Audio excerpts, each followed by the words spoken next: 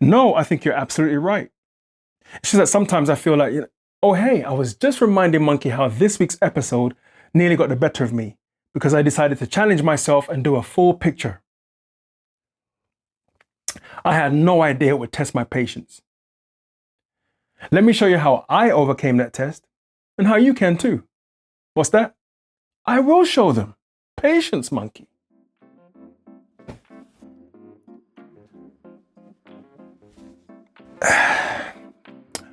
What if I told you that the greatest teacher for your creative struggles isn't a mentor or a course, but the lesson itself? In this week's episode of Fearless Over 40, I decided to draw a kind of fantasy picture of an elf and a fairy. Don't ask me why. The difference with this week's picture is I wanted to challenge myself and add more detail and have more of a story-led theme. So I decided to draw an elf sitting on a mushroom teaching a fairy how to play the guitar. The elf isn't just teaching the fairy, it's playing a magical melodic tune as the sun shone through the forest in the early hours of the morning. And I thought this would be a great fantasy illustration. The elf is unlocking the mysteries of being creative. And just like the fairy, we need to learn how to listen, focus, and draw out the best of ourselves so we can feel significant. The only problem was, I was putting so much time and effort into doing it that this picture nearly caused me to abandon and forget the project entirely. Was it worth the sacrifice? Well, let's find out. In this week, I'm not just drawing a character, I'm doing a whole illustration of an elf teaching a fairy how to play a melodic song on the guitar. Let's call this illustration the lesson of creativity, so we can all learn to apply the teachings of harmony for a creative comeback. Let's go.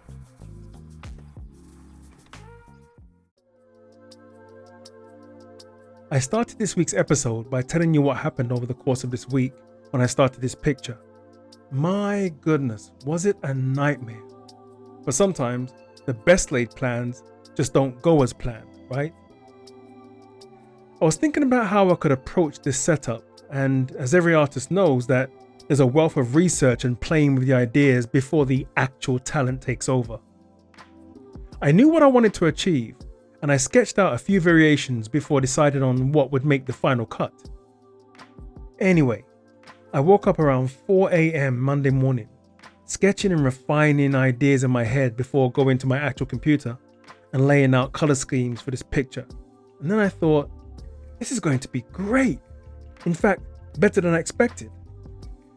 The balance of the characters felt right, and I worked out the components and color schemes, etc. But something was off. I mean, really, really off. I knew that I wanted to illustrate a morning scene where the sun breaks through the trees in the forest, and I wanted the sun rays shining behind our character. But after blocking in colors, etc., it was still missing something. I played with many lighting scenarios to get the desired result, and when that wasn't happening, I started doubting myself. The next day, Tuesday, was no different. In fact, I felt like I hadn't achieved much at all. I thought I was going around in circles. Around Wednesday morning, I thought, how can I do this?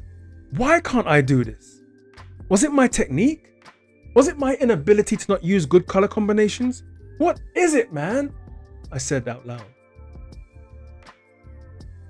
Why do I feel so inadequate right now?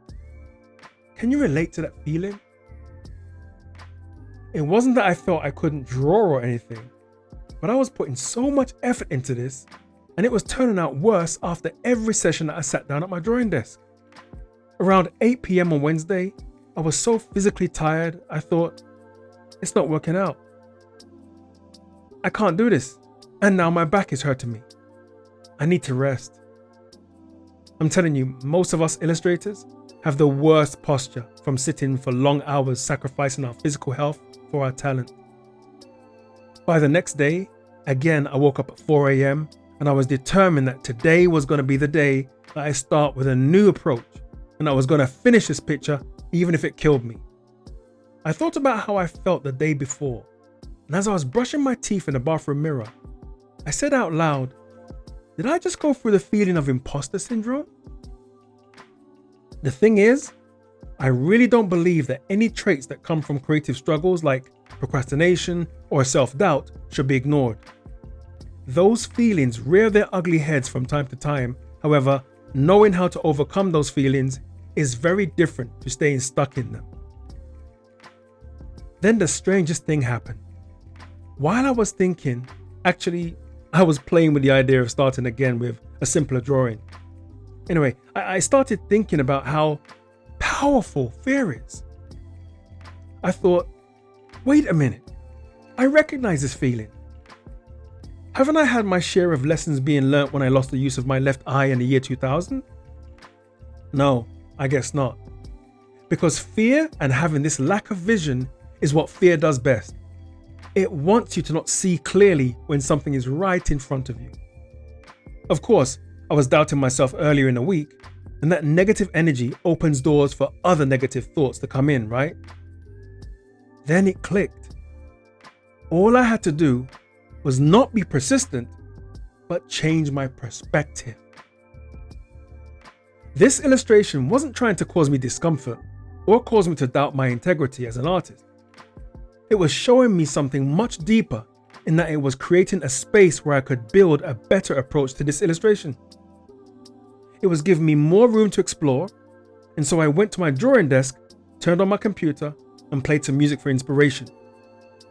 As I started up Clip Studio Paint, that's the drawing program of choice for me, I was hesitant, but full of wonder. I continued where I left off, painting in the background and exploring the possibilities, going through changing of the blend modes, etc. But here's the difference. I wasn't feeling overwhelmed anymore. I was feeling I had built more tools, which in turn gave me the ability to have more options. Now, I don't know how many illustrators are listening to this, but I do know that being a creative person who doubts their own abilities, we all have a choice in these situations. I could have stayed stuck. I could have started a brand new picture, but that would have been me, not being lazy, but being comfortable. How often have you felt that what you do feels good because it feels comfortable to you? I hope you realize this. Success comes at a price of going outside that comfort zone and deeper inside yourself just to find out how much of a success you want to be. Oh, the irony. There's nothing external of self that answers inside you.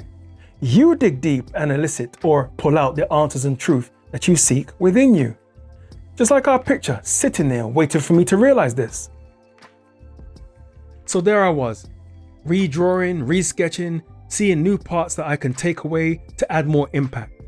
I was getting excited because I was being humbled by my own talent, in that I thought I had a handle on this illustration thing, but the more I want this, the more challenges lay waiting to test me. I truly believe that artists are more than right brain thinking beings that rely solely on talent to do creative work. There's a major part of the artist that is an investigator as well and uses the talent to resolve a creative problem. Mine was how am I best going to tell this story with my level of talent. It's only when we decide to expand our talent that we find that there were other tools at our disposal right in front of us. We just had to know where to look.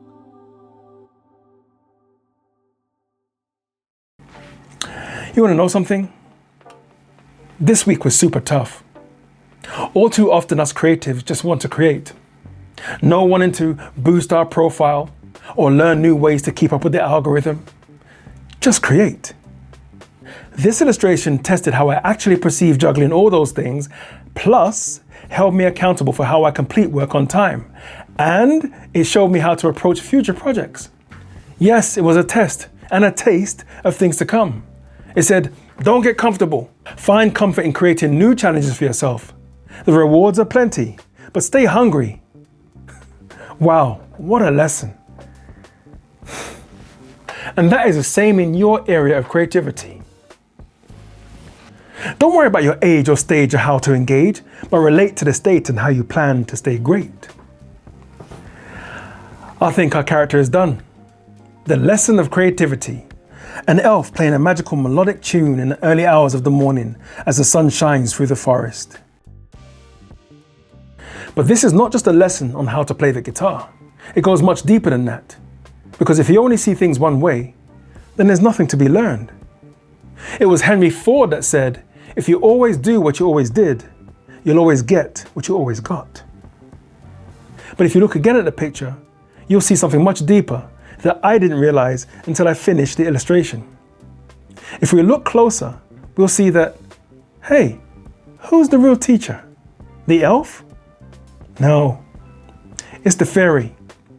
This episode is in a series of Being Fearless Over 40 that helps you and supports you with the lessons and where to find the answers. So consider subscribing so you don't miss out on the next riveting video just like this one. And remember this, we don't need to learn more information, we need more transformation. And if you want to go deeper to know how to transform your creative struggles, then let's turn this inspiration into a conversation so you can have more time to align with a life that you designed. The link is in the description below, but before you go, can I suggest you watch this video next? It's about the sheriff of creativity, so you can continue being fearless over 40 with lessons from within.